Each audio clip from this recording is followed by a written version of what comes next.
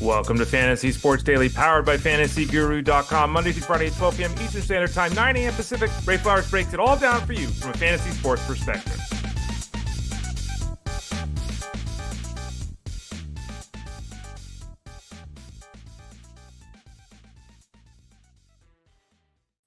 Morning, everyone. Ray Flowers of FantasyGuru.com. How you doing today? Hope you're all doing well wherever you might be, whatever you might be going through.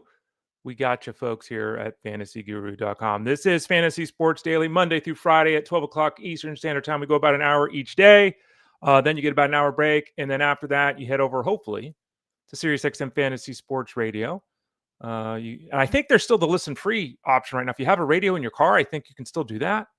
Let's see if I can look that up real quickly as we're talking here. I might be able to see that. They were offering that. I don't know if it's still a thing. So basically, anyone that has the car, if you've got SiriusXM in your car, you can just turn it on and listen. Let's see if the pre-listening thing, I'll have to scroll through here and see. Maybe it's already over, but they were offering that. The Elite Sports Show with Jeff Mans is Monday through Friday from 2 to 5 p.m. Eastern Standard Time. I'm with Jeff on Wednesday. That's why I'm not here on Wednesdays, because I'm over there with Jeff from 2 to 5. And Jeff obviously will be there with Ted Schuster today, talking about everything that the future holds. I'm not seeing it. Maybe it's done. Maybe you blew it. Maybe you missed it. Maybe it was just for the week of Thanksgiving. But you can always check that out with SiriusXM. We're always free here on this show. We do hope that you head over to FantasyGuru.com at some point here. I mean, get involved, right? Get signed up. We'll throw up on the screen what we're doing here today for the show. Get involved over at FG. And, you know, it's always in the description below, especially if you're watching on YouTube. 3 ways to watch the show live and on demand. And if you're watching the show live, you can leave comments and questions throughout. YouTube.com/@ElitePlusNetwork. Twitter X @FantasyGuru site, and Facebook.com/FantasyGuruHQ. If you're on YouTube at YouTube.com/@ElitePlusNetwork, you'll see in the description below, you get a gift card, any level of gift card that you buy, basically $25 and up, we give you free cash. So you buy a $25 card, we give you $35. You buy a $50 card, we give you $65. You buy a $100 card, we give you $125. So you get a nice little bonus there. You can give the card away, keep the bonus for yourself, buy the whole thing for yourself. Basically, we're giving you a discount. Even when we're not technically giving you a discount, not technically running a special, we're still doing that. So head over to FG, click that subscribe tab in the top right corner. Get signed up right now.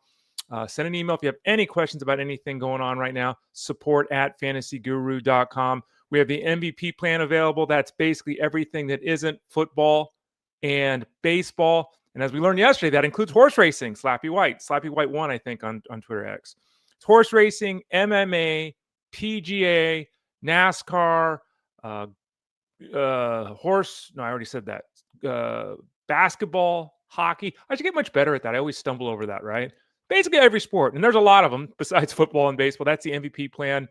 We have the football plan available right now that includes all college and all NFL. That's available right now. You get DFS, wagering, and seasonal coverage for all three, all in one package there with a football package right now. Get signed up for that. Maybe you want to play some DFS or do some gambling down the stretch here because your seasonal team's about ready to crap out. Maybe you just want to check it out and see what's like. Maybe you want to get involved next year on a full-time basis. Check that out. Click that subscribe tab. Send that email to support@fantasyguru.com. On the show today, we're going to talk some Thursday night football, Cowboys and Lions. And it had a huge, what was the number, Tyler said yesterday? 55 or something like that. The number for the scoring yesterday, 74 points. So we got a lot of offense, a lot of things to talk about there. We'll talk about a lot of the storylines revolving around the health of players.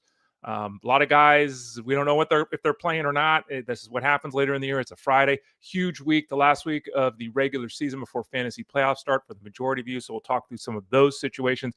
And it's a Friday. I'm in a good mood today on Friday. Like I woke up today and, you know, I will admit it. I've been struggling, not with anything significant, just struggling to kind of get into the holiday season though. Like we got the Christmas trees up, got the outside decorations going, just haven't really felt the spirit. I woke up with the spirit today. So hopefully wherever you're at, you've got the spirit too. Let's get it going. Let's be positive. Let's support each other like you all do in the Discord room all the time or the chat room here for the show all the time. Really appreciate all of you there. We'll visit on Fridays as always today, 12:30 Eastern Standard Time, about 25 minutes with Russell J. Clay. We'll look at things from a dynasty keeper perspective. We'll do an either or series of things. Knicks or Lamar? Like people are nervous about Lamar Jackson. Is it time in a keeper league to move off Lamar? Ashton Jeanty or Jalen Warren? Is it really close? Is it not close? Devin, Neal, Woody Marks, two young guys kind of make a mark here. Which guy would Russ rather have? We'll go through a whole series of calls like that, and we'll end up with a solution here. So that's what we'll do here in about 25 minutes. All right, let's go here. Let's see here. Ethan says the kicker battle of the century. There were like 100 kicks made last night. It's totally true. Brandon Audrey's good. I will say this too. Let's just say this. If you're still using kickers or team defense, you're just doing it wrong. And I know I would say the overwhelming majority of people still are. You're doing it wrong. I have lost multiple matchups. The one league where I have kicker, we talked about this on the show, kicker and defense, the FSGA league. The one league where I have kickers and defenses, it's a mess. We talked about earlier in the season where, my team played a great game and they had like a third of the point total, a quarter of the point total of the other team. Kicker, the random kicker thing, those leagues with bonus yards, what's the difference between a 49 and a 51? Shouldn't be using kickers. I know they're humans, but we shouldn't be using kickers or defense. Such a reason to move forward and move on. Oh boy. All right, let's talk about the game here. Cowboys fell to 6-6-1. Lions improved 8-5. Cowboys with 30 points, 44 for the Lions. Good game offensively. Obviously, the big storyline on the Cowboys side of things is the injury to CeeDee Lamb, the head injury. The good news here is, if there is one with the head injury, is that there's 3 extra days, right? So there's 10 days until the next game for the Cowboys. So hopefully Lamb will be able to return. He was on his way to a massive game last night, right? 6 catches for 112 yards in half a game. Flournoy, who stepped up in his stead, so 13 targets. And Flournoy had a 9-catch, 115-yard, 1 touchdown game. We've talked about him on the show previously. He is the third receiver right now for the Cowboys. There's no disputing that. He vaults to the number 2, which means a lot in this offense, as we saw last night, if one of the top 2 guys goes down. Again, with 10 days, Flournoy probably going to recede to the wide receiver 3. We'll talk more about this as we get closer to, waiver wires running next week and all that. But you didn't have him in your lineup. You shouldn't have had him in your lineup in any scenario unless you were playing DFS, doing a showdown slate. So great effort for him. Likely doesn't mean much unless Lamb has setbacks, and concussions. You can't have that happen. So we'll keep an eye on that. George Pickens, did he care last night? He looked like he was jogging a little bit. And, this is his worst effort since the first week of the season when the team needed him most, when Lamb went down. Yeah, right. Again, Pickens has been spectacular. You're still starting him. He's still been an elite performer. He still should be an elite guy in the rankings over at FG next time out here as we start the fantasy playoffs. But that was a disappointing game. We see disappointing games all the time from receivers. We haven't seen one from him in almost 3 months. At least he got out of the way now. Let's go to the playoffs and have him be more productive. Ferguson fumbled. That's 7 fumbles, I think, in 25 games for Ferguson. That's pretty rough. In fact, it's not pretty rough. That's bad. He caught 5 balls for 58 yards. He was fine. He's not getting in the end zone. He's basically, I think, caught 5 balls in 4 or 5 games. He's become instead of the high-end tight end 1 he was early in the season, he's become a very low-end tight end 1. There's no ceiling at all with Ferguson, but the floor is really high. He's disappointing if your expectations were, he's going to score 14 touchdowns this year. He's disappointing if your expectations were he's going to be tight end 2 this year. But really, 5 catches every week for 45 yards, that's a really good floor. There's only a couple of tight ends in football you can say that about. He is one of them, but he's got to hold on to the football. Javonte Williams got in the end zone, which is good because Javonte Williams, another game, 19 touches, 67 yards. Williams, and again, I don't blame Williams at all. Like last night, Malik Davis played 8 snaps. Like Javonte Williams is on the field 90% of the time, and he's handling 90% of the touches. Eventually, that gets you as a running back. That's just facts. So he got in the end zone. So if you played him, you're okay. Caught 2 passes for no yards. Javonte Williams still a running back 2. We talked about him yesterday with Tyler Beaker. Still got the volume. Still got in the end zone. But the lack of burst and the lack of explosive plays is really starting to be an obvious issue there with Javonte Williams. On the other side of the things, and the storyline of the game, Amon-Ra St. Brown played. Now, Jeff Mans talked about this over and over and over again on the show yesterday. He kept saying, look, sources in Detroit are pretty positive that Amon-Ra St. Brown's going to give it a go. He did. And not only did he give it a go, he played all the snaps, he ran all the routes, and he caught 6 balls for 92 yards. So, whether you played Amon-Ra St. Brown or not, I mean, again, would I have confidently started him? No. Am I going to be one of these people that, started Isaac Tesla instead of him? No, right? We're not going to do anything crazy. We're not going to start Ricky Pearsall over Amon-Ra St. Brown. But, I certainly wasn't in the camp that thought he would play. And I certainly wasn't in the camp that thought he would go 6 for 92, right? There was that risk, and we have seen this previously, I think back to T. Higgins years ago, where the guy plays and he doesn't do anything. He's just out there running routes, right? He's just out there to, confuse the defense, but he's not really part of the offense. Not the case last night. Amon-Ra St. Brown played. This is why you got to follow the news. This is why you got to always be vigilant with your starting lineups. He went out there and had a nice game. Jameson Williams had a nice game too. He didn't go to the moon because Amon-Ra St. Brown was there, but 9 targets, 7 catches, 96 yards. A very good game for Jameson Williams. By the way, Jameson Williams, 2 of his last 7 games, he has no catches. The other 5 games, he's averaging like 5 catches for like 80 yards. Like, it's just with 4 touchdowns. Like, it's just really, and again, that's the really weird thing with him. But last night he came through for those that started him. Also coming through is Isaac Tesla, I guess. 2 catches, 20 yards, and a touchdown. Again, he was the hot name. We talked all about him on the show. We talked about him on the Sirius XM show. We talked about him in Discord. On and on and on and on. Tesla did what we expected. He was out there the whole game. He played all the snaps. He ran all the routes. He didn't do anything. 3 targets, season high. 2 catches, ties his season high. He has scored in 2 straight games, so there's that. But, yeah, Anyway, Kennedy, for those people looking for Tom Kennedy to step up, the return of, obviously, Amon-Ra St. Brown crushed Kennedy. He didn't have a single target last night. On the ground, by the way, Gibbs, for the 3rd time in 5 games, had 3 touchdowns, I think. Didn't do anything on the ground, 43 rushing yards, but got in the end zone 3 times, so who the hell cares? Caught 7 passes for 77 yards. He's unstoppable. 4th straight game since Dan Campbell, got his hands involved in the cookie jar on the offense. 4th straight games that David Montgomery has failed to play 40% of the snaps. He got in the end zone, so if you used him, you were fine there, but he only had 7 touches.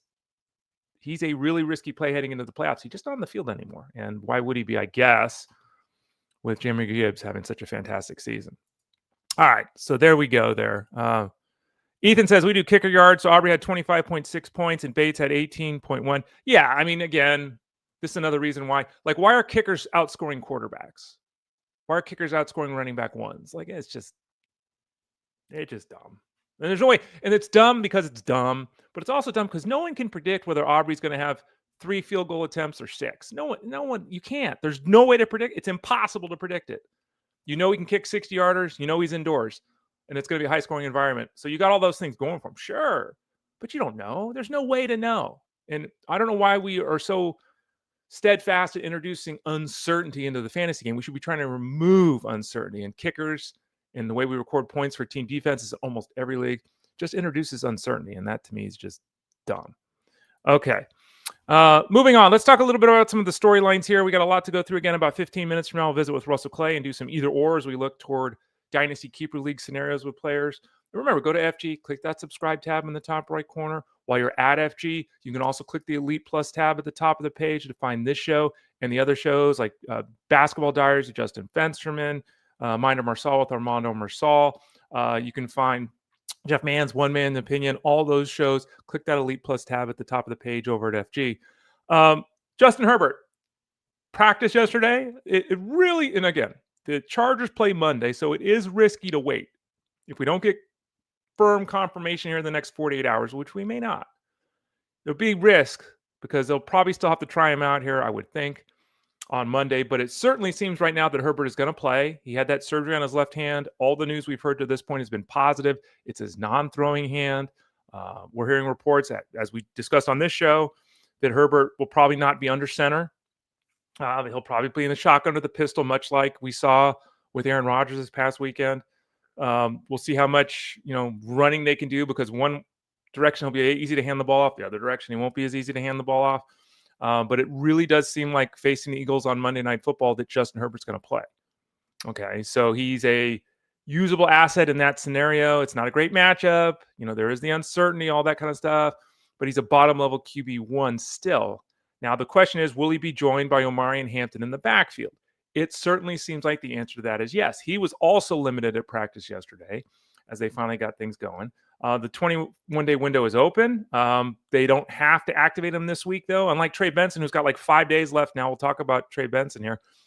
He's got like 5 days left where they have to activate him or his season is over. Hampton wasn't put on. Oh, they didn't open his window till the 25th of November. So they got plenty of time for Hampton. But it certainly seems like he's going to be active this week. Though, again, let's really hope we get certainty before Sunday football games kick off, because it's like, we did hear as well that even if Hampton plays this week, which again is the expectation, that Kamani Vidal is going to be involved. So Vidal is not going to disappear. It's not going to be 20 touches for Hampton and 2 for Vidal, at least in week 1 of the return of Hampton.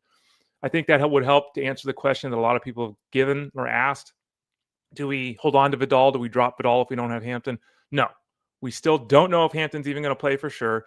And the coaching staff is already saying Vidal is still going to be utilized. So if you have Vidal and Hampton, obviously, if you have Vidal because you randomly grabbed him and you don't have Hampton, now is not the time to drop Vidal. You have to hold on to him for a little bit. Jayden Daniels practiced in full yesterday for the Commanders. In full yesterday. He's obviously in play to play this week. Now we'll see with Jayden Daniels, right? He's got the elbow issue. It's the non-throwing arm, all that kind of stuff. I don't know why they'd rush him back. I don't know why it matters. Here we go, right? That kind of thing. We'll see what happens. But he's just dicey. I mean, that's just there's no way around it.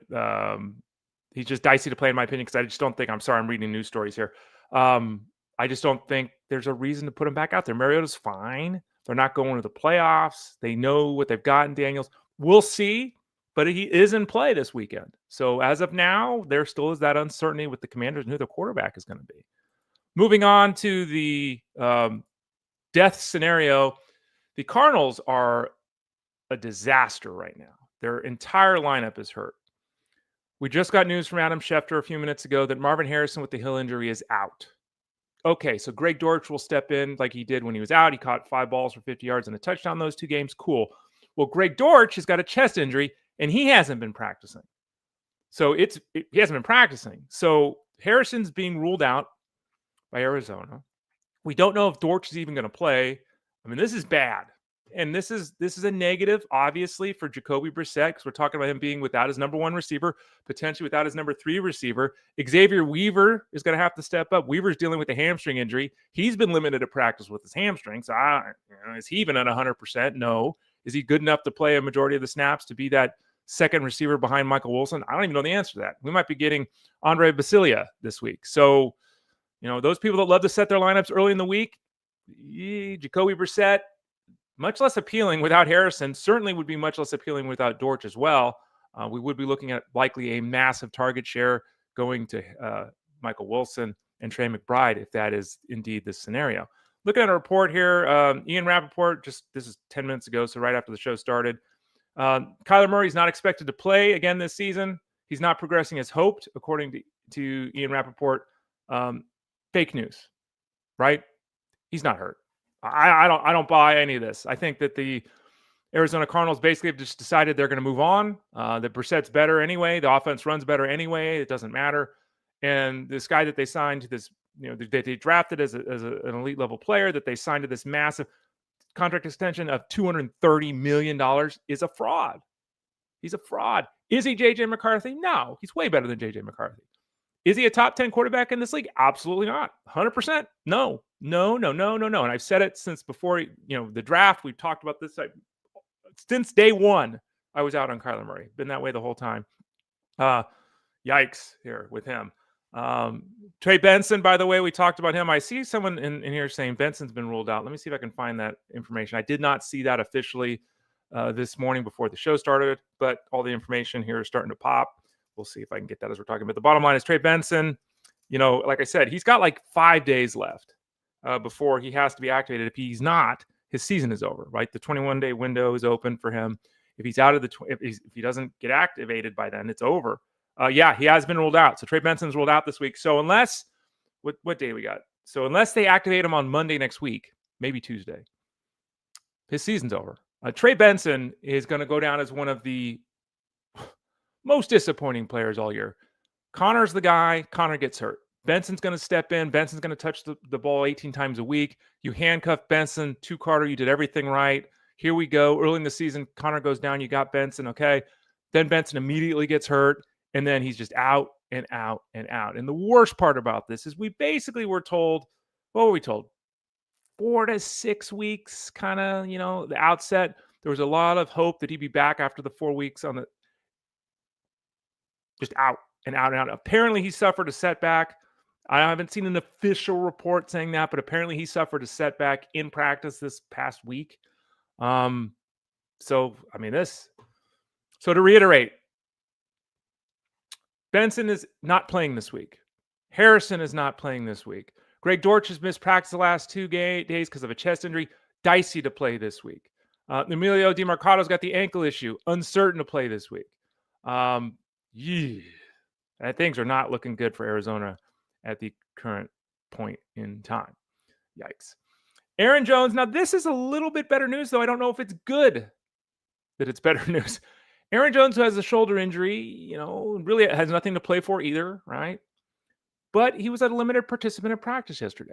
So he's certainly looking like he's got a chance to play this week against the Commanders. He might play this week against Commanders. It was like, and if he plays, Aaron Jones is the better option over Jordan Mason. Jordan Mason becomes a flex option. I think Jones becomes running back 20, 24. He's right at the bottom of the running back twos if he's able to play through this shoulder injury. McCarthy is expected back. But we'll see. Today's a big day for Jones and the Vikings. But he is certainly trending toward playing. And that is, after the game happened, that's not something that we anticipated.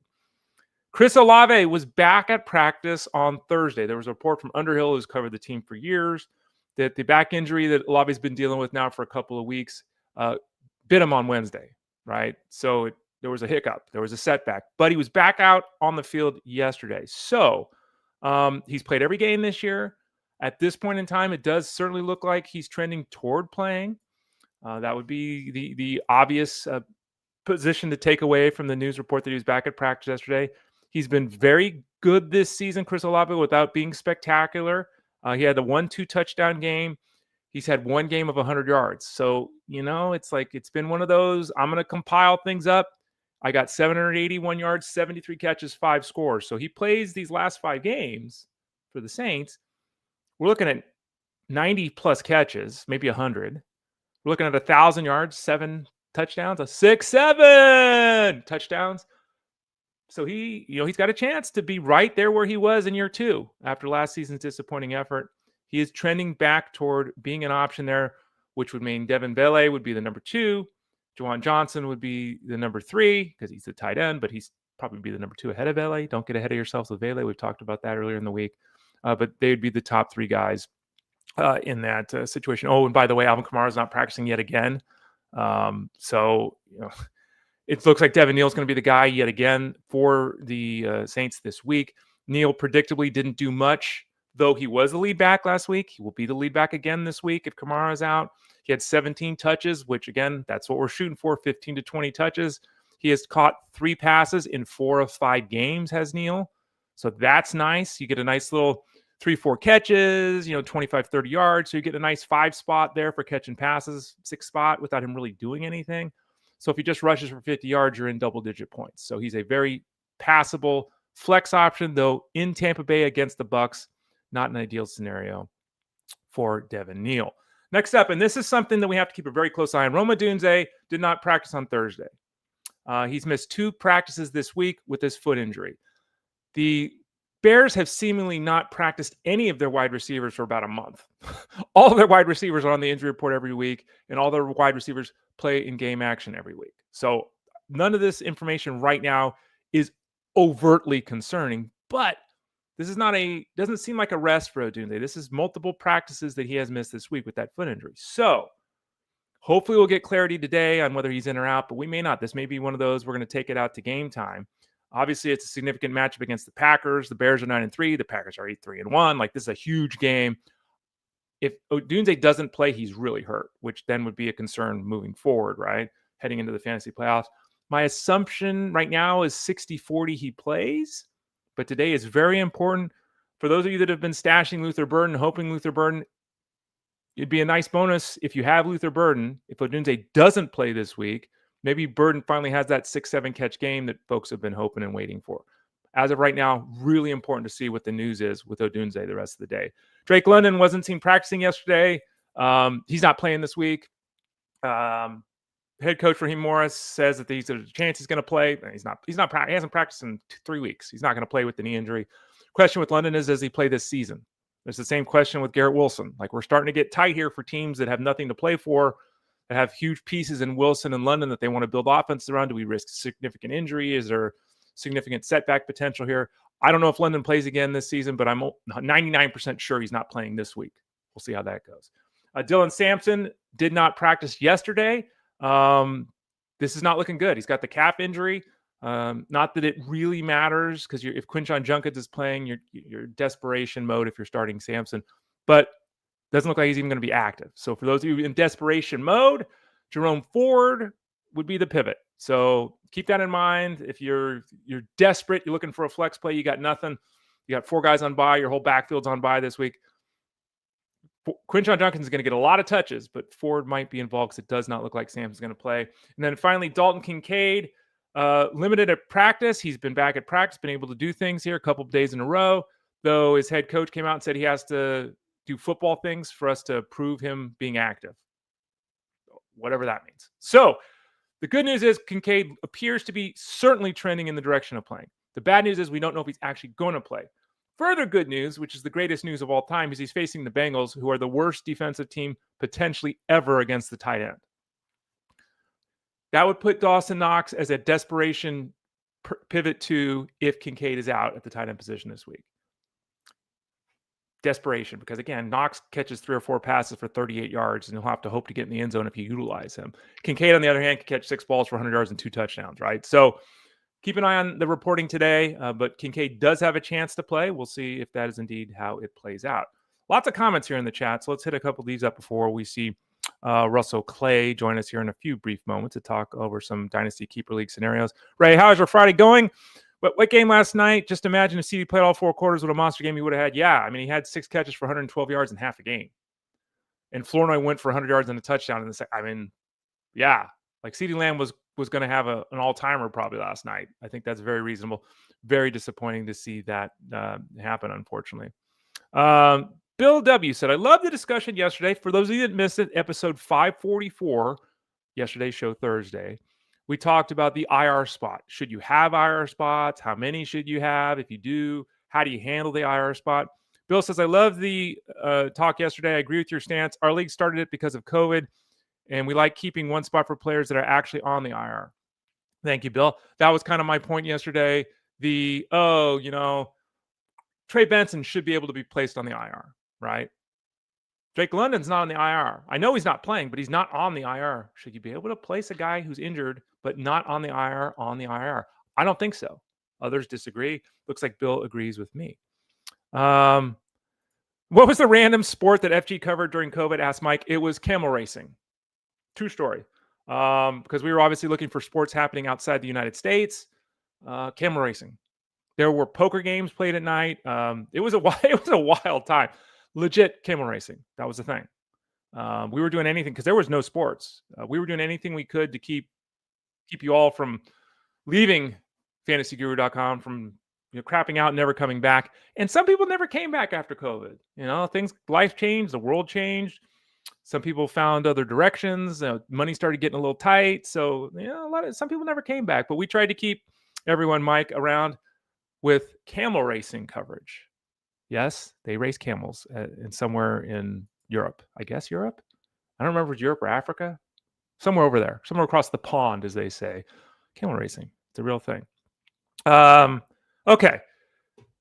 It's Friday. Our Fridays, we talk to my man, Russell Clay. Russell Clay of fantasyguru.com. He is our dynasty guy, our keeper guy over at fantasyguru.com. He is not limited whatsoever, though, to just that area of things. He obviously covers the seasonal aspect of fantasy football. He's always, almost always at least, on the Tuesday night live stream at 7 o'clock Eastern Standard Time, where they basically take your questions, right, and spend a lot of time answering them. That's part of the package over at fantasyguru.com. Click that subscribe tab in the top right corner. If you have any questions, email support@fantasyguru.com. So Russ is always on that Tuesday night live stream. I think Wednesday night is the night he does on TikTok his little review each week of the Dynasty rankings where he has back and forth with you all. Sometimes he wears a button-up shirt and gets really fancy because it's really important to service, again, the clients at fantasyguru.com. He's in Discord answering questions all the time.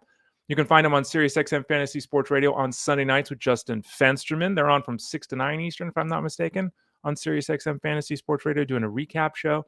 And he's with us every Friday at 12:30 Eastern Standard Time. So let's bring in Russell J. Clay, Russ J. Clay. He goes by many monikers, but we just call him the guy that knows stuff.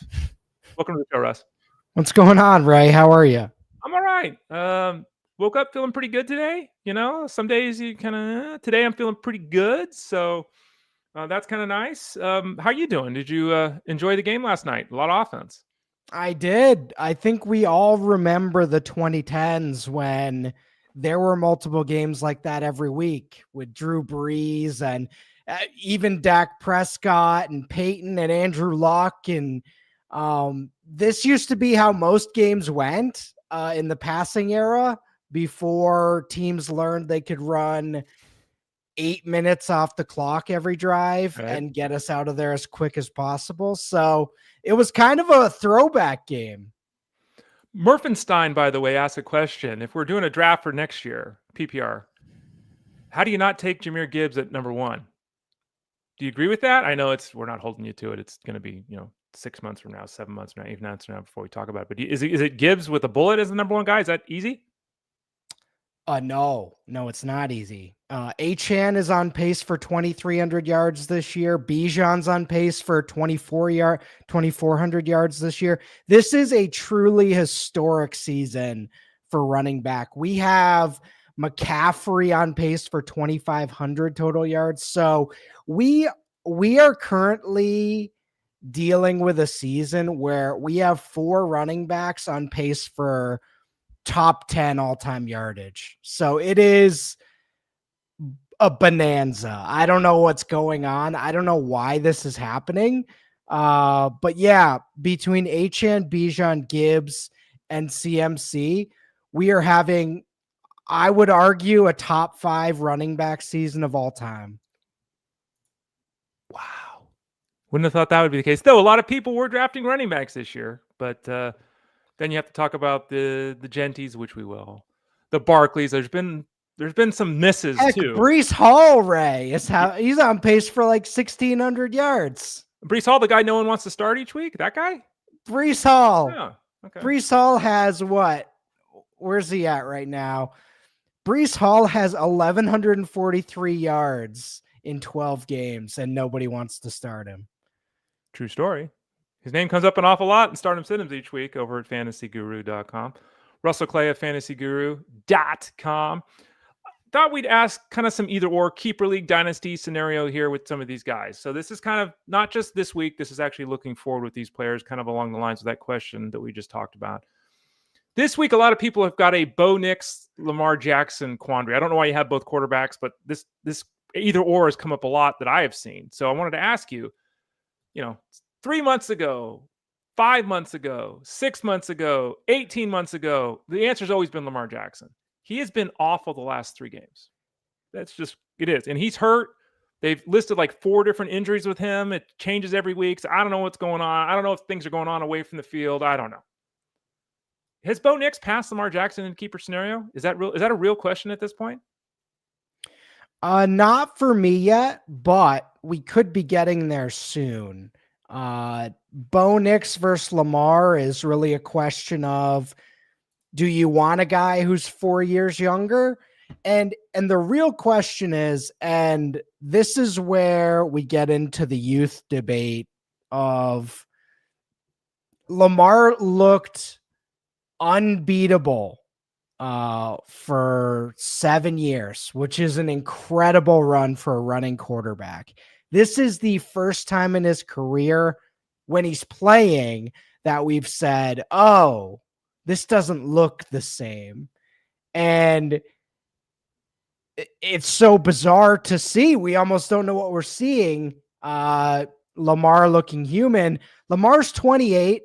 He's been a running quarterback since early college days, and he's taken a lot of hits. He's got a lot of major injuries under his belt. And at a certain point, Father Time wins. So is this it? Probably not. But this is a little preview of what Lamar's going to look like in his 30s. So this is not going to keep up forever. I'm still very high on Lamar the next couple seasons, especially with that offense. But yeah, I mean, it could end at any time for these running quarterbacks. Josh Allen, we've never seen him look human, really. Right. It's coming for him too. It comes for everyone. Is it different? I don't know the exact numbers. I mean, Lamar's 6'2", 200. Allen's 6'5", 240. Is that? I mean, is that he's got Cam Newton's size, right? Is that really the difference between these two guys? I just always assumed Josh Allen would grow old like Ben Roethlisberger did, and he'd look like the old crusty guy in the pocket, right. Still throwing like absolute missiles in right. his 30s. But yeah, that I always picture old Josh Allen like Big Ben, where he's just going to stand there, have a rocket arm, and barely be able to move. Tua Tagovailoa doesn't have a rocket arm and he can't move, but he's only 27 years old too. Like that guy, I'm telling you, man. Let's talk some running backs here. Ashton Jeanty, huge disappointment this season. I think it's fair to say that. Though he's still a running back one. He's still getting. I know. His ADP was like 10th overall, right? And he's like running back 10. He's gotten in the end zone a ton. None of the lack of production is on him. I mean, he's getting hit behind the line of scrimmage every time he touches the ball, the whole thing. Where are we at with him in a dysfunctional offense that could change quarterbacks, that could change OC, that could change head coach in this offseason, versus Jaylen Warren, who also is on a team in Pittsburgh that could have a new quarterback next year, that could have a new head coach next year? Warren versus Jeanty. Is it easy to go Jeanty or not? I'm going to read off Jeanty's fantasy points the last 10 weeks. Okay. 36, that's good. 15.9, 16.6, 4.4, 19.9, 15.3, 9.4, 24.8, 12.1. He's on pace for 1,200 yards and 11 touchdowns.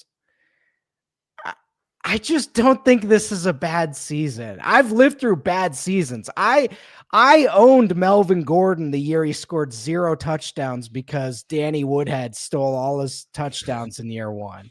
That's a bad rookie season. I was a huge Melvin Gordon guy, and it was an undeniable just disaster. He was like RB 35 at the end of the year, RB 40, 800 yards, no touchdowns. And I look at this Jeanty season and I'm like, yeah, it's not, 2,000 yards and 20 touchdowns, right. But you drafted him around RB 9, RB 10. He's RB 13. You're fine. That's my take for the Jeanty owners. I didn't get a ton of Jeanty. I wish I did because I was drafting Saquon, right? So, yeah. But you're fine. You're fine. It's not been perfect by any means, and the efficiency is a disaster. But my guess is by next season, it's going to look. There's a new quarterback, hopefully a better offensive line, and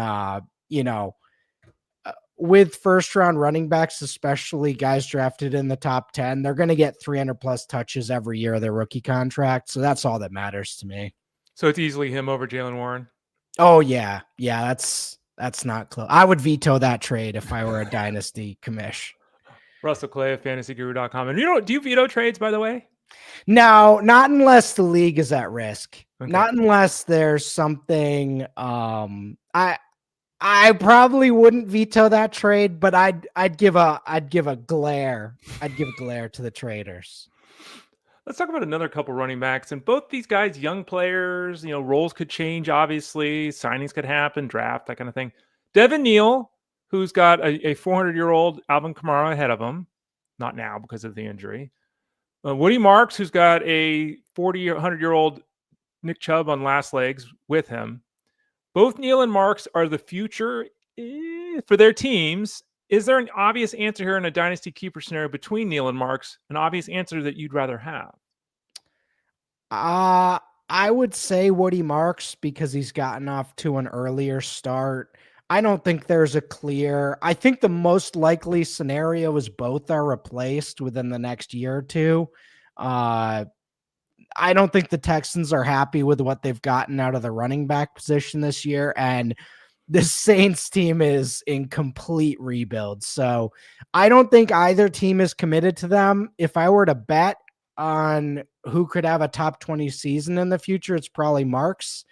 But I always like Devin Neal, so he's a fun player. The good news is both are reasonably priced. So if you want to continue to take shots, they're both widely available. Russell Clay, fantasyguru.com. With being healthy, I don't think Justin Jefferson's season could have possibly gone any worse. It's been atrocious given expectations. Still wide receiver 20. So he's still, and this is including a game last week where he had 2.5 points. Where are we at with Justin Jefferson? Because in my opinion, I said this earlier this week on the show. I said Justin Jefferson is still going to the Hall of Fame. He's still in the peak of his career. McCarthy can't be the quarterback in week 1 next year. I just don't think they can do that. Where are we at with Justin Jefferson? Is now the time to buy? So for this year, he does finish out with the Commanders, Cowboys, Giants, and Lions as his. But for this year, non-dynasty, we're so used to having immense expectations for Jefferson. This hurts. It hurts. The only thing that reminds me of is when Larry Fitzgerald. I've been joking about this when he had John Skelton and Kevin Cobb, and Jefferson has 799 yards so far. Fitzgerald had years where he had 700 yards, and he was at the peak of his powers. Right. So it feels a little like that the last month. I hope this doesn't continue, but yeah, we got to downgrade him. This has felt bad, real bad. This is real bad. I think McCarthy will improve if we give him time, but he may not get that time. So either way, I think by next year things will be better, but he could go through a 3 year run where it's just horrible. So yeah, it's funny because when players have great seasons early, we just assume, all right, this is the trajectory up. And sometimes it's just you had your best seasons young and that's it. So I hope that's not the case. But yeah, this is horrible. Yeah, and it's really, for all the things and everything's kind of gone wrong for the Vikings this year, obviously. Wasting you see 28, like wasting perfect mid-career, everything. Ooh, like that's rough. That is not good from an organizational perspective. Doesn't help that he was my first round pick in that dynasty draft this year either. Hey, I'm still 11-2. I'm surging. I'm okay. Yeah, I'm okay. But so you can still win when you have players not perform, folks. But yeah, that's been rough for Justin Jefferson. Russ Clay at fantasyguru.com. This one, I want to ask you because both guys, to me are 5 catch, 70 yard a week kind of guys. Michael Pittman, Zay Flowers. At times this season, both guys were really exciting from a fantasy perspective. At times, both players have been disappointing, including recently in the fantasy season. If we're looking forward-wise, years in the future here, is there an easy call between Pittman and Flowers here? Because they're, where is Lamar Jackson? We talked about him earlier. Where is his offense going to be? Are they ever going to add other receivers? Can Lamar throw outside the numbers 2 receivers? Is Daniel Jones going to be the long-term guy with the Colts? Like, there's a lot of things going on here. But Pittman or Flowers, is there an easy, obvious one that you would rather have in a keeper scenario? I think my initial read is to say Zay Flowers, but that 3-year age difference, 4-year age difference, yeah, it's a 4-year age difference. Is 2 more years of good Pittman going to be better than anything we get from Zay Flowers ever? So I might go Pittman there with how he's looked this year, even with the age difference. So I don't know how you feel about Zay Flowers. I just don't like this offense that he's in, and I don't know if it's getting better, even though I think he's very good. Yeah, we talk about a lot. Phil Backert, who's our producer over at SiriusXM, he's Mr. Raven. He's been a fan forever. He says, I don't know why every time Zay Flowers catches the ball, his first step is backwards. It's the exact opposite of Frank Gore. Frank Gore was always moving forward. Zay Flowers is always moving backward. I mean, I think that's the problem you run into when you're Zay Flowers. You're trying to create, right? Because your quarterback creates. No one else in your offense can create anything. It's just you're catching the ball and hoping to slip a tackle. So to me, Zay Flowers should be your second wide receiver. If he's your wide receiver one, as he is, he's not that guy. I mean, if he was riding shotgun to somebody else, yeah, I think he'd be great, right? Like he's not cut out to be a wide receiver one in the NFL, but he is the only game in town right now, and has been for years for the Ravens. Pollard and Spears, terrible. Yeah, okay. We're in a keeper league. Do we want either one? Do we care? I saw you tweeting about Cam Ward at Russell J. Clay, I think, on Twitter, right? Is it Russell J. Clay or just Russell Clay? Yep. Russell J. Clay. I saw you tweeting about Cam Ward yesterday, I think it was. Where are we at with Pollard and Spears? Because it's like, it feels you can't start these guys this year. Are we really getting rid of the team's backfield, though, if we're in a keeper dynasty? Like, what are we doing here? We're praying. We're praying that they just nail a head coach, right? Because that's with these young quarterbacks now, it's can they find the coach or not? And if not, then these guys are replaced within 3 years and they're on to a new team. Right. So I am hoping we can find Cam Ward a good coach, get him some wide receivers, and Tyjae Spears has looked good, like as a weapon. Mm-hmm. But the problem is he'll break 2 tackles and be like, whoa, and then it's a 3-yard gain. And right, you're like, oh, yeah.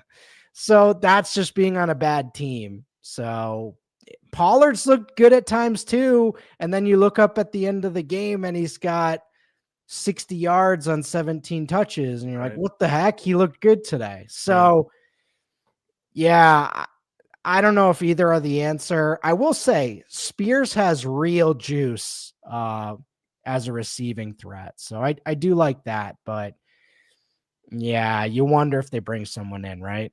Yeah, you do. I think Spears has to be one of the two because, like you said, I mean, there's a scenario where he's catching 5 passes every week. I mean, that's depending on how the offense runs and who it is and all that kind of stuff. Russell Clay of fantasyguru.com. If we're moving forward, we're thinking about building around one of these guys or at least keeping him on our team.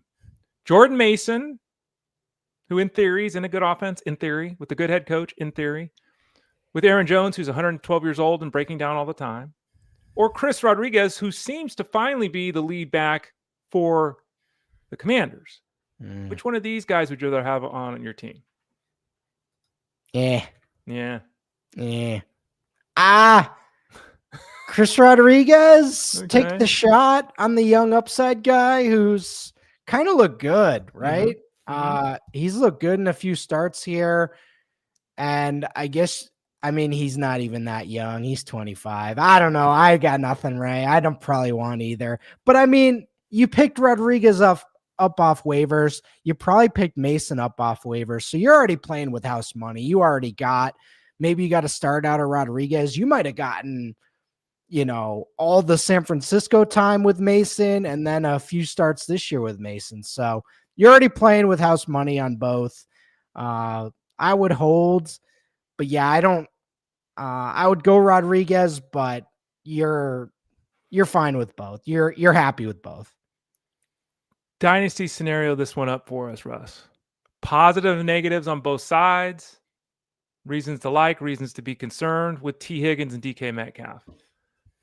Higgins is the number 2 receiver in his team, but we know what that looks like.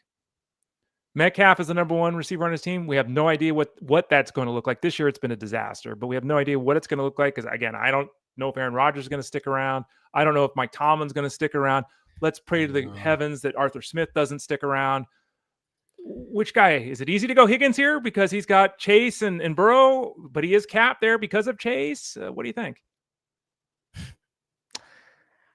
an easy question, Russ. Come on. DK Metcalf is having the same type of situation that Jefferson's in, right, where they're mid-career, they're not young anymore, and they're not producing. So this is where it gets really tough for Dynasty, because there's a real quick scenario where DK Metcalf's worthless. He's not there yet, but for Dynasty, he's almost turned solely into a redraft asset. He turns 28 in December. I still think he's got a lot of talent left, but we need a different situation here. We need a different quarterback. We need a different offense. Arthur Smith is in his bag in the worst possible way. I've joked about DK bulking up and just becoming the fourth tight end on these plays. Might get more targets then. Who knows? But man, they got to figure something out for him, because he's him, Jefferson, Brandon Ayuk. I mean, we're just losing these guys in their mid-20s right now. We can't have this. We need these guys to thrive. So not fun. I know contracts in the NFL, right? But didn't they give him 5 years, $160 million, Metcalf? They paid him. Use him. Yeah, they paid him, and then they use him like he's the fourth wide receiver. It's just crazy. They got to get rid of Aaron Rodgers. Gosh, that guy. Final question before we hit up the comment section here on the show. Gadsen, who, has got some athleticism, but no one was really looking at him 6 months ago. Or Kincaid, who's got Josh Allen, who's very productive, but dealing with some injuries, kind of down the lineup here. Gadsen or Kincaid? Easy answer here for choosing one of the two? Not an easy answer. Kincaid has shown signs of what we wanted. The injuries are the big problem. And we see this with a lot of tight ends where he showed signs. We saw this with Tucker Kraft this year, who I was ready to proclaim, king tight end for Dynasty. And then he's out for the year, and he's been hurt his whole career in the NFL. Same thing with Kincaid. I mean, he's been in the league 3 years. He's been hurt almost the whole time. So Gadsen, we had that 4-week stretch, and then he got banged up. So This is the tight end position. I'm looking at George Kittle right now. That's been his whole career too. I would love for a Ronde Gadsen to develop into a second or third option in that Chargers offense. I would pick Gadsen, but if you want to go Kincaid and hope he gets healthy with Josh Allen, totally fine with me. Russ Clay at fantasyguru.com joins us every Friday at about 12:30 Eastern Standard Time. David P's got a question about the quarterback position. Tyrod Taylor, CJ Stroud, Jordan Love this week. Is there an obvious answer here? I'm going to say Taylor is not the obvious answer, so it's Stroud or Love, and I really don't think at this point it's Stroud. I think it's got to be Love by process of elimination, even if he's not somebody that I'm overly excited about. What say you, Russ? Love has gained my trust for the most part. I know he had that terrible Vikings game, and he had that tough game against the Eagles. This is the Bears. I know it's outdoors in winter, but he should be able to figure it out here. And listen, when you watch these games, he has 5 passes a game that get lobbed up for grabs, and the fantasy production is based on who catches them. Yeah, defense or offense. And I'm in. It works. He hasn't thrown an interception in a month, so I don't know how he's doing this, but it's kind of awesome if you're rooting for it. If you're rooting for the under and you see him, this is the Jordan Love. Play action, getting pressured. He has 2 defenders bearing down on him, and he just goes, and Dontavian Wicks is over there somehow catching it. So it works. I'm in. Let's do it. Norm just made an appearance, by the way. He climbed up on the couch. Russ's did cat. Yeah, he's on the show. He's sitting down. He's good now. There you go. David also asked about Garrett Wilson. Is he going to play again this year? They got nothing to play for. What do you think?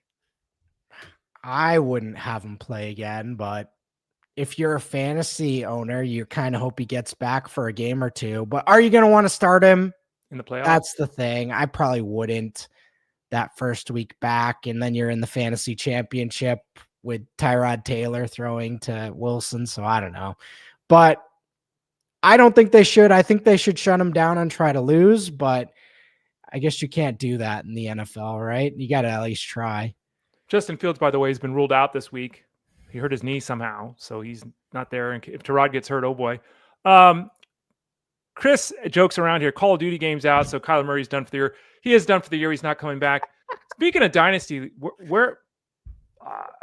Kyler Murray quarterback 19? Is he quarterback, we don't know where he's going to. It's clearly possible his career with the Cardinals is over.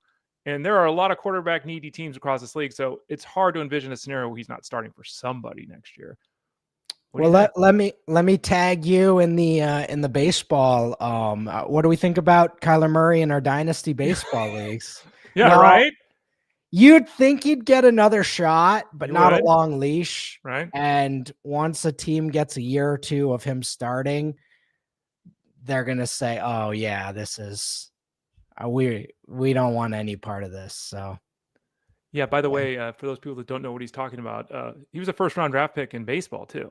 Kyler Murray. You've even talked about watching videos of him. Like he's got talent.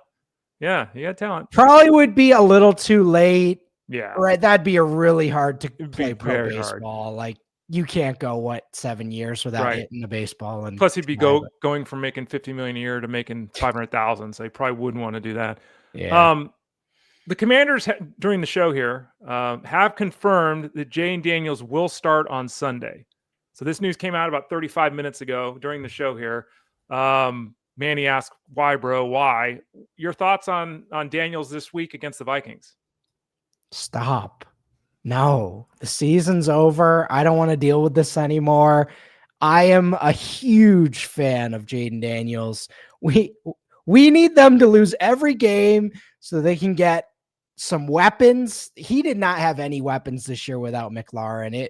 I gotta say, normally I don't like the holdouts. McLaurin really exposed how little depth they have behind him when he was out. So they need to draft 3 wide receivers and offensive linemen and really cover this guy for next year because it was bad. Looking at this here, seeing what we got. We got so many comments. Everyone's talking to each other. Love that. Yeah, and Bill, we have been out on Kyler since the start. Yes, good call there. Jacoby Brissett.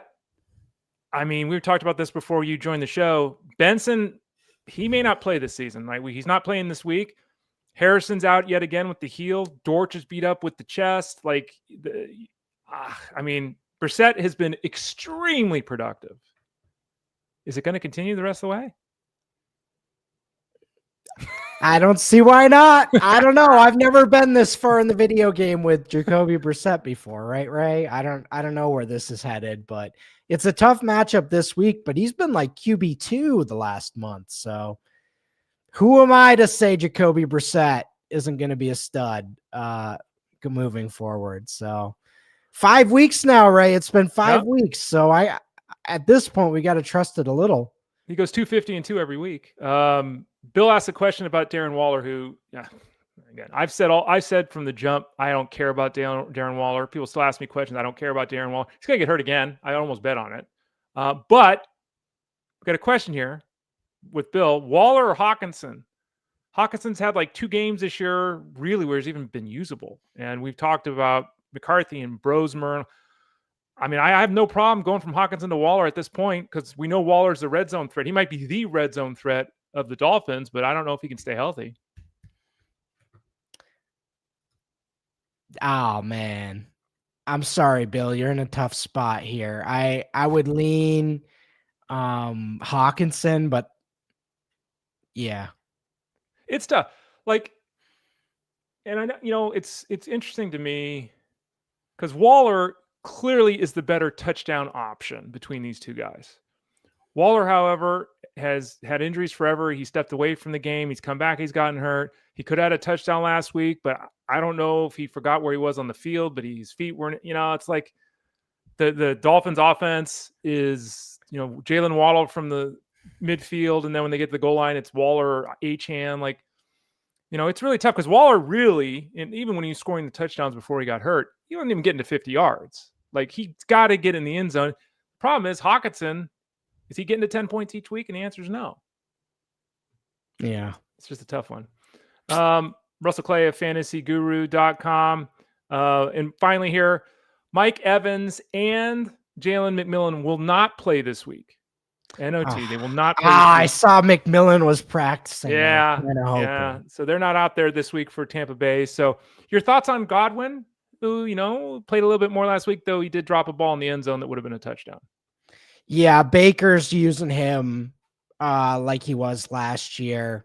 So it's good to see. Igbuka's kind of shifted back. We had that Igbuka burst, and then film got out, and they said, "Oh yeah, you're a 1," and he said, "No, not actually. I'm not a 1 yet." So we need Godwin back. So Godwin's helping everything in that offense. He looks great.